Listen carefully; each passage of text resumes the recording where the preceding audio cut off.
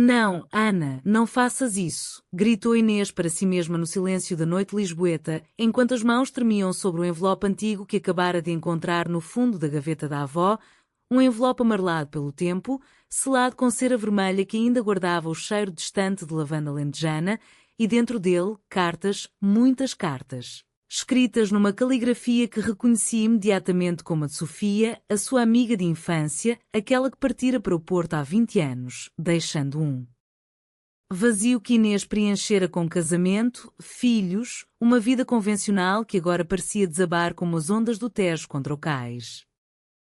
Por que razão a avó guardar aquilo tudo? Por que razão nunca lhe contara que Sofia, a inseparável companheira das brincadeiras nas ruas empedradas de Alfama, onde cantavam fados baixinho para não acordar os vizinhos, escrevera aquelas palavras de fogo, palavras que falavam de um amor que não ousava dizer o nome, um amor que as unira desde crianças? Quando trocavam olhares cúmplices nas festas de santos populares, quando dançavam juntas ao som das guitarras, sentindo no peito uma saudade antecipada de algo que ainda não compreenderam. Inês sentou-se na cama, o coração aos saltos, e abriu a primeira carta, datada de 2005, pouco depois de Sofia ter partido. Minha querida Inês, escrevia ela, a distância dói mais do que imaginei, esta cidade do Porto é bela, com o Douro a serpentear como um rio de memórias, mas sem ti, tudo é vazio, sinto saudades dos teus olhos castanhos que me faziam corar nas tardes quentes de Lisboa. Saudades do toque das tuas mãos quando fingíamos brincar às bonecas, mas era mais do que isso, era um segredo que guardávamos no fundo da alma, um segredo que a família, a sociedade, a igreja nos ensinara a esconder. Inês sentiu as lágrimas rolarem, quentes e silenciosas, porque agora, aos 38 anos, casada com João, um homem bom, trabalhador, mas que nunca lhe despertara aquela chama interior, compreendia tudo, compreendia que o seu coração sempre pertencera a Sofia, que as noites de insônia não eram por causa do trabalho na loja de tecidos no Chiado, mas por causa daquela ausência. Daquela pressão social que as obrigara a separar-se, a fingir que eram apenas amigas, colegas inseparáveis da escola primária, quando na verdade partilhavam beijos roubados nas sombras das azinhagas, promessas sussurradas de um futuro juntas, um futuro impossível numa Portugal ainda marcada pelas tradições familiares, onde o casamento era sagrado, os filhos obrigação e o amor entre mulheres um pecado inominável. Por dentro, Inês lutava, como posso eu ter vivido tantos anos mentindo mim mesma, perguntava-se, enquanto folheava as cartas seguintes, uma a uma, cada palavra de Sofia como uma faca que cortava camadas de repressão, revelando a dor profunda de uma mulher que, no Porto, tentara reconstruir a vida, casara-se também, tivera uma filha, mas nunca esquecera, nunca deixara de escrever, mesmo sabendo que as cartas talvez nunca fossem lidas. Havia ali confissões de noites em claro ouvindo fado na ribeira, pensando em Inês, havia descrições de passeios solitários pelas margens do Douro, onde o vinho tinto parecia sangue das feridas abertas pela separação forçada pela mãe de Inês que, suspeitando de algo, insistira no namoro com João, um rapaz da boa família católica, dizendo que era hora de crescer, de deixar as loucuras da juventude, de cumprir o dever de mulher portuguesa, de mãe, de esposa.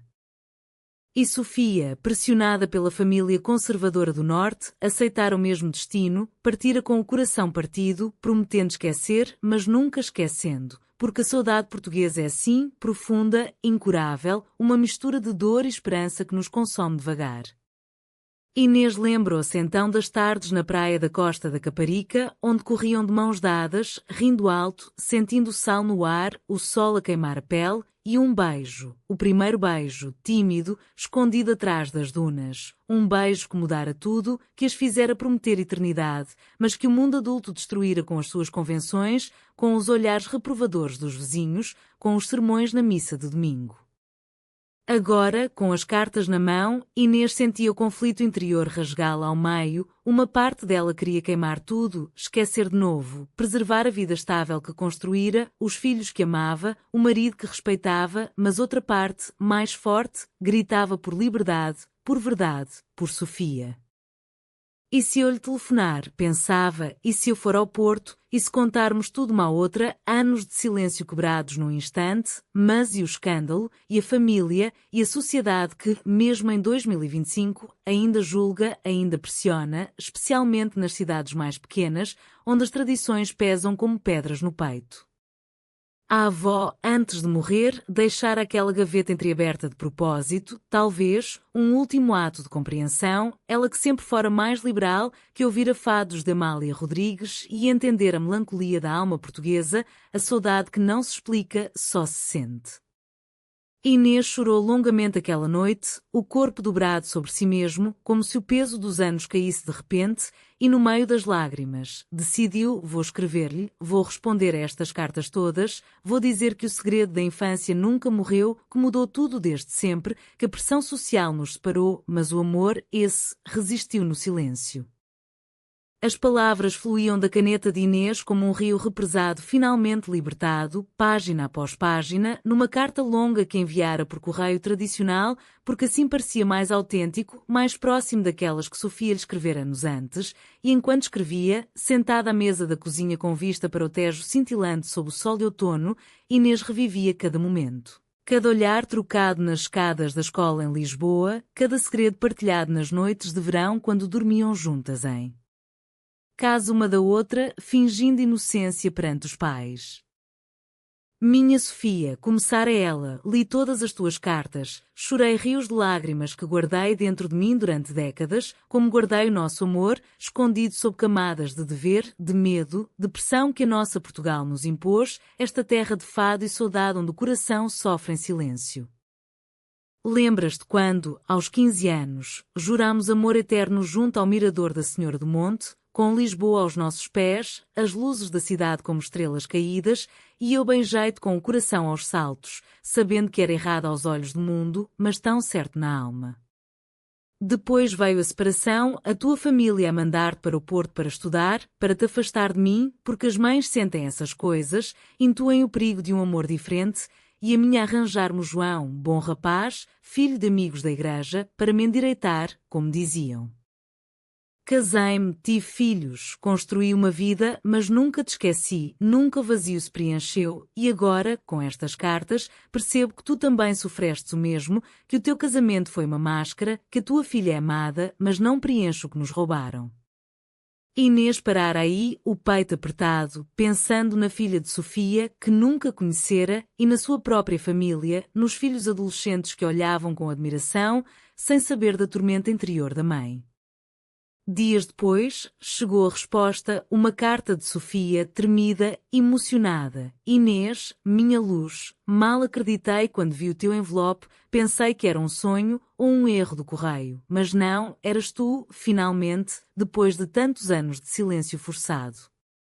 Aqui no Porto, a vida seguiu, casei-me com o Miguel, um homem decente, tive a Leonor, que agora tem 18 anos, mas o coração sempre foi teu, sempre soube que o nosso segredo de infância era o maior tesouro e a maior dor.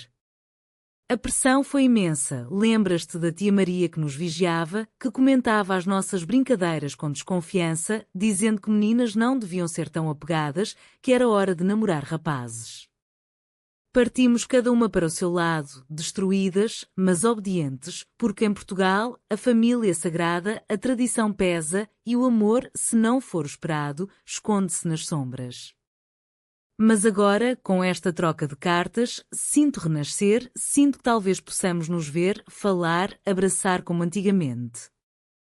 Inês leu aquilo repetidas vezes, o conflito interior crescendo como uma onda, por um lado a alegria imensa de saber que o amor era recíproco, eterno, por outro o terror do que viria, do confronto com a realidade, com maridos, filhos, sociedade.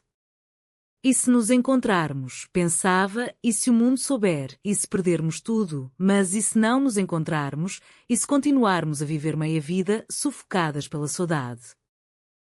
Decidiu marcar um encontro, neutro, num café na Baixa de Lisboa, onde Sofia viria de comboio, e os dias até lá foram de angústia pura, noites sem dormir, olhares evasivos para João, que perguntava o que se passava, e ela respondia com mentiras piedosas, dores de cabeça, cansaço do trabalho. Quando o dia chegou, Inês vestiu-se com cuidado, um vestido simples azul, cor do mar que as unira na juventude, e foi para o café, o coração batendo descompassado, e lá estava Sofia, mais madura, com rugas suaves nos olhos verdes, mas o mesmo sorriso tímido, o mesmo brilho que a fizera apaixonar-se.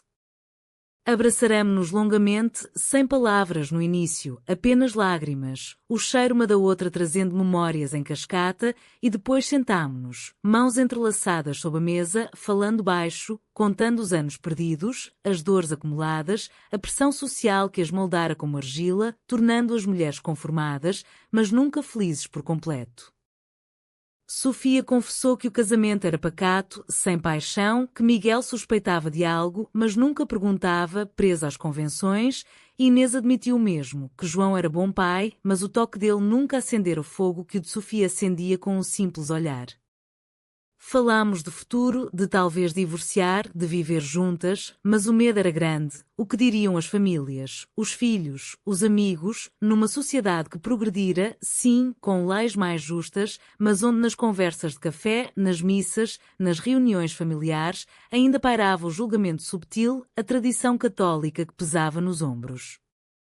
E no meio daquela conversa veio a traição, não intencional, mas dolorosa. Sofia revelara que, anos antes, numa fase de desespero, contara parte do segredo a uma amiga comum que prometera silêncio, mas que, talvez por fofoca, espalhara rumores no bairro antigo, rumores que chegaram aos ouvidos da mãe de Inês, explicando talvez a insistência no casamento rápido. Inês sentiu uma dor aguda, como se o passado traísse de novo. Por que não me contaste antes? Perguntou, e Sofia chorou, dizendo que tinha medo de perder o pouco que restava da amizade. Mas o amor era mais forte, perdoaram-se, prometeram verdade dali em diante e saíram do café de mãos dadas, passeando pelas ruas de Lisboa, sentindo o vento do Tejo, a saudade transformando-se lentamente em esperança. O reencontro em Lisboa fora como um fado cantado por voz rouca, cheio de melancolia e paixão, mas agora, de volta cada uma à sua cidade, Inês e Sofia trocavam mensagens diárias, chamadas sussurradas à noite, quando maridos dormiam e filhos estudavam, planejando o próximo passo, um passo que aterrorizava e excitava em igual medida. Inês, no seu apartamento no bairro Alto, ouvia Amália Rodrigues no vinil antigo da avó, as letras de saudade e quando na alma, enquanto pensava em Sofia, no Porto, com vista para o Douro que serpenteava como as suas vidas entrelaçadas. Decidiram encontrar-se de novo, desta vez no Douro, num hotel discreto nas Vinhas, um fim de semana roubado à rotina, pretextos inventados para as famílias, viagens de trabalho, visitas a parentes distantes. O comboio de Inês cortava o país, paisagens verdes passando como memórias, o coração apertado de ansiedade, e se isto for um erro, pensava, e se o amor não resistir à realidade dos anos, aos corpos mudados, às responsabilidades acumuladas. Mas quando chegou, Sofia esperava-a na estação da Régua, olhos brilhantes, abraço longo que dissipou dúvidas, e dirigiram-se ao hotel, quartos separados por precaução, mas portas comunicantes que se abriram à noite, conversas infinitas, toques tímidos que reacendiam a chama antiga, sem pressa, apenas redescobrindo que a pressão social roubara. Falavam de tudo, da infância em Lisboa, das festas juninas onde dançavam ao som de marchas populares, das confissões adolescentes, do medo constante de serem descobertas, da separação imposta como punição velada. Sofia contava do Porto, das caves de vinho onde trabalhava agora, após o divórcio recente do marido. Não, ainda não divorciada, mas o casamento em crise, Miguel distante, percebendo a infelicidade dela. Inês confessava a culpa, o amor pelos filhos, o receio de os magoar com a verdade. Mas no Douro, entre vinhas douradas pelo outono, passeios de mão dada por caminhos escondidos, degustações de vinho que soltavam línguas e corações, o amor florescia de novo, intenso, profundo, uma redenção tardia. No entanto, o conflito interior de Inês crescia, como posso abandonar a vida que construí, perguntava-se nas noites, olhando o teto, enquanto Sofia dormia ao lado, serena. A tradição portuguesa, o familialismo, o dever de mãe pesavam como âncoras e a sociedade, mesmo progressiva nas cidades grandes, ainda carregava resquícios de julgamento, comentários sussurrados, olhares de lado. E veio um momento de traição maior, uma chamada de João, preocupado, dizendo que ouvira rumores antigos do bairro, que uma amiga comum mencionara cartas, segredos, e perguntava diretamente: És feliz, Inês? Há algo que não me contaste. Inês, do hotel, voz tremida, negou, mentiu de novo, mas o coração partiu-se, sentindo-se traidor ao marido bom, à família, mas também a si mesma. Contou a Sofia, que chorou, dizendo que talvez devessem parar, que o preço era alto demais, filhos a sofrer, famílias destruídas. Mas o amor resistia, teimoso como a saudade portuguesa, e decidiram lutar, planejar uma vida juntas, talvez emigrar para uma cidade mais aberta ou enfrentar a verdade em casa. O fim de semana acabou com promessas, beijos apaixonados sob as estrelas do Douro, mas o regresso trouxe tormenta, Inês a Lisboa, confrontando João, confessando parte, não tudo, dizendo que precisava de tempo, que o casamento esfriara, e João, magoado, aceitou separação temporária, sem entender o fundo da questão. Sofia, no Porto, enfrentava o mesmo, Miguel a acusar de infidelidade, sem saber com quem, a filha Leonor confusa, perguntando por que a mãe parecia outra pessoa. A pressão social manifestava-se nos telefonemas das famílias, tias a aconselhar reconciliação, padres a lembrar o sacramento do matrimónio, vizinhos a fofocar. Inês sentia-se sozinha na luta interior, porque tem de ser tão difícil amar livremente, pensava, ouvindo fado na rádio, as vozes dolentes e quando a sua dor. Mas as cartas continuavam, agora e-mails, mensagens, apoio mútuo, força para o alto preço da verdade. Os meses seguintes foram um turbilhão de emoções, Inês e Sofia navegando águas turbulentas, divórcios iniciados, custódia partilhada dos filhos negociada, famílias em choque, a mãe de Inês a chorar, dizendo que era pecado, que a neta precisava de mãe normal, o pai calado, conformado com a tradição perdida. Em Portugal, onde o progresso legal permitia o amor livre, a sociedade familiar ainda resistia, especialmente nas gerações mais velhas, marcadas pelo salazarismo antigo, pela Igreja dominante. Inês mudara-se para um apartamento pequeno em Lisboa, trabalhando mais horas na loja, vendo os filhos fins de semana alternados, sentindo culpa imensa, mas também libertação, o peito mais leve sem mentiras. Sofia, no Porto, alugar a casa perto da Ribeira, a filha Leonor aceitando aos poucos, jovem que era, influenciada pela geração aberta. Encontravam-se a miúde, fins de semana no Algarve, praias desertas no inverno, passeios de mão dada sem medo, ou em Sintra, palácios românticos como cenário do seu amor tardio. Mas o conflito não cessava, Inês sonhava com os filhos, com o João que sofrera em silêncio, com a traição que, mesmo necessária, doía. Uma noite, em chamada, Sofia confessou uma fraqueza antiga, anos antes, num momento de solidão, um affaire breve com uma colega de trabalho, nada sério, mas que agora pesava como traição ao amor puro que juraram. Inês magoou-se profundamente, o ciúme retroativo queimando. Por que me contas agora? Perguntou, e Sofia respondeu que a verdade total era o único caminho, que segredos as destruíram antes. Choraram juntas à distância, perdoando, compreendendo que a pressão as levara a erros, a compensações vazias. O alto da trama veio quando Leonor, filha de Sofia, descobriu as cartas antigas, leu-as, confrontou a mãe, dizendo que entendia, que amava a igual, mas que os avós pressionavam, ameaçando cortar relações. E os filhos de Inês, adolescentes, reagiram mal no início, um a fugir de casa uma noite, voltando arrependido, mas magoado. A sociedade manifestava-se em olhares na rua, comentários no trabalho, amigas antigas a afastarem-se. Inês sentia o peso, a saudade da vida simples, mas o amor por Sofia era âncora, força. Decidiram viver juntas, Inês mudando-se para o Porto, cidade mais acolhedora para elas, apartamento com vista para o Douro, recomeço aos 40 anos. Viver juntas no Porto era um sonho realizado a custo alto, Inês e Sofia partilhando dias, cozinhando bacalhau a gomos de Sá, ouvindo fado em casas típicas, passeando pela Ribeira ao entardecer, o rio testemunha do amor enfim livre. os filhos visitavam, aos poucos aceitando, Leonor tornando-se ponte, amiga dos meios-irmãos. Mas a dor persistia, saudade das famílias tradicionais, cartas da mãe de Inês pedindo reconciliação, ignoradas com pena.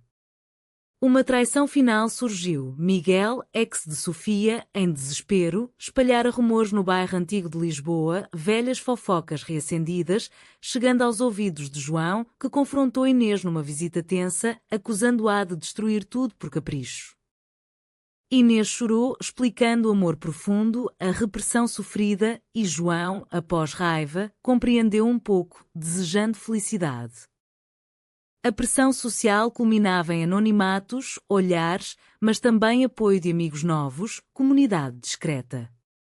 O conflito interior de Inês atingia pico, duvidando se valer a pena o sofrimento causado, noites de insônia ouvindo dor correr, saudade misturada à gratidão por Sofia ao lado, mão na mão. Anos depois, Inês e Sofia olhavam o dor da varanda, cabelos grisalhos, mãos entrelaçadas, o amor maduro, sereno, vencedor das tormentas. Famílias reconciliaram-se parcialmente, netos correndo, aceitando o amor das avós. A pressão social diminuíra, Portugal mais aberto, mas a jornada marcara-as, ensinando que a verdade liberta, mesmo dolorosa. O segredo da infância, revelado, mudara tudo para melhor, um final humano, de aceitação, onde a saudade se transformara em presença plena, amor eterno numa terra de fados e esperança. Perdoaram traições passadas, abraçaram o presente, provando que o coração português, apesar das tradições, pode amar livremente.